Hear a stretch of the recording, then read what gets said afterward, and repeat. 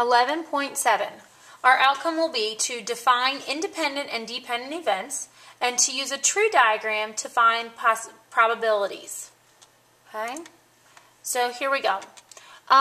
Determine whether each compound events are independent or dependent. So I just want you to, oh shoot, there's the definition. I don't want you to see that yet. Let's give a little screen over that. There it is. All right. I don't want you to know the definition yet. I want you to just see if you can figure it out. So you roll two six-sided number cubes and get a 4 and a 5. Do those two events depend on each other, or are they separate from one another? Are they independent? They are independent. It doesn't matter what I get on the first cube. It doesn't affect what I'm going to get on the second cube. All right, drawing an ace out of a standard deck of cards and then, without replacing it, drawing another ace. So is that, drawing the second ace, does that depend on what I pull the first time? Okay, if I don't put it back.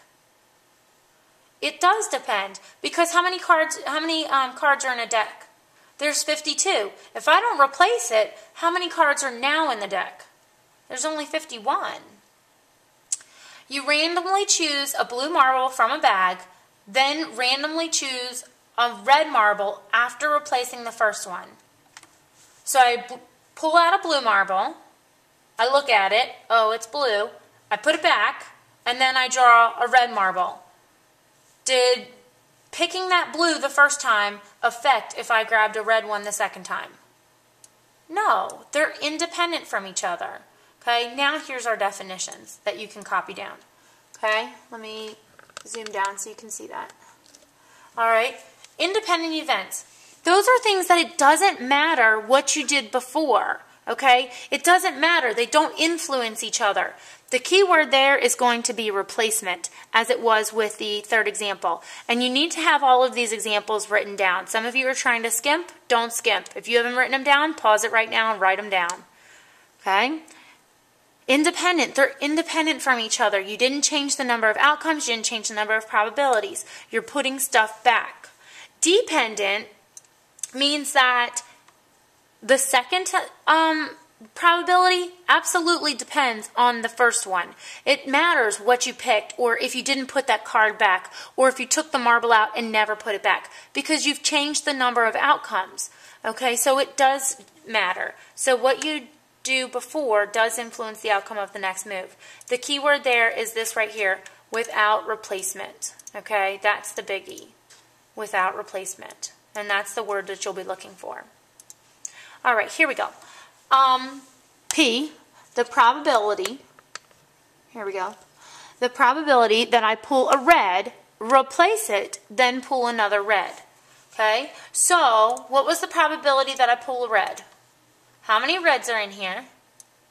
2 out of, I think there's 10 in here. 2 out of 10. All right, that's the probability of a red. I'm going to put it back. So how many marbles are in there now? Well, there's still 10 marbles in there. I put it back. What's the probability I pull another red? How many reds are in there? There's 2.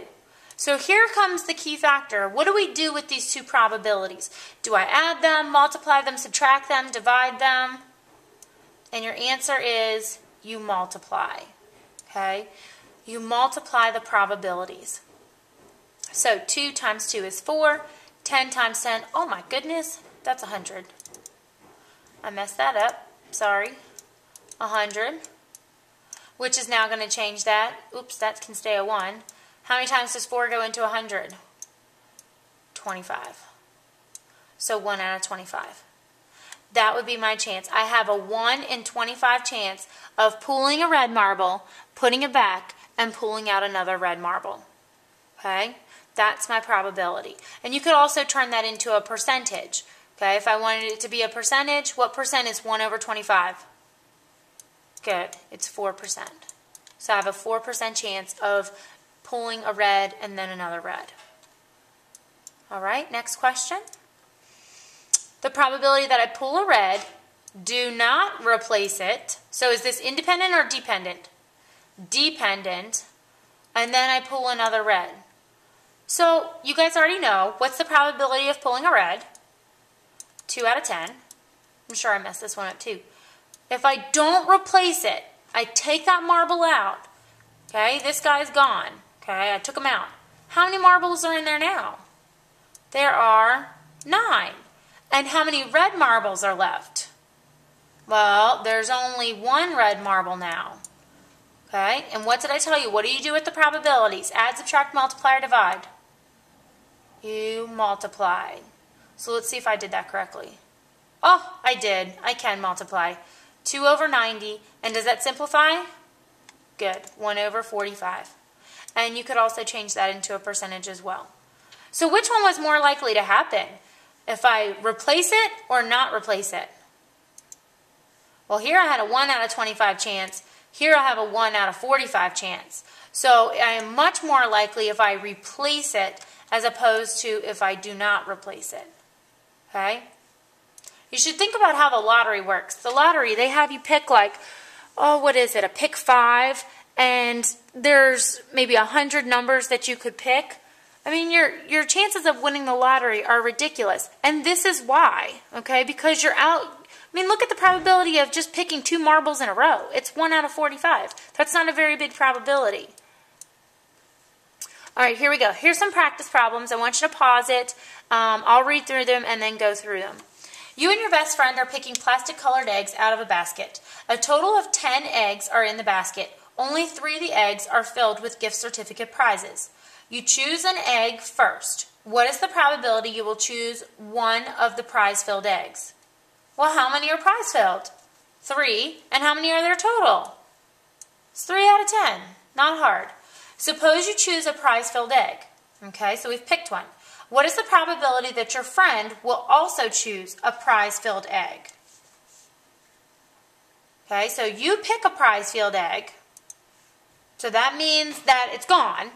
Okay, so that was yours. And then, so how many are left for your friend to pick? There's 2. There's only 2 left that have certificates, and there was only 9 eggs left because you took one of the eggs, so that turned this into a 9. And then this 3, you took one of them, so that turned it into a 2. Okay? All right, let's look at the last one. What is the probability that you and your friend will each choose a prize-filled egg? Okay? So let's see. So say you pick a prize-filled egg. What's your probability? 3 out of 10, because you went first. And then what's your friend's probability of getting a prize-filled egg? Well, how many eggs are left? There's only 9 eggs left, and how many of them are prize-filled? What do you have to do with the probabilities? Whoosh, multiply them. 6 out of 90. And I'm sure that simplifies. Seems like 3 goes into both of those. Oh, 6 goes into both. 1 out of 15. That's the probability that you will both pick a prize-filled egg. All right, here we go. You randomly choose 4 cards from a standard deck of cards without replacement. So is that dependent or independent? That is dependent. Okay? So let's see. What is the probability you will choose 4 aces? Show all of your work. I want you to pause this and I want you to try to figure it out on your own. Figure it out. What's the probability of getting the ace of hearts? What's the probability of getting the ace of clubs? Oh, I put 2 hearts up there. That should be a diamond. And then a spade. Okay?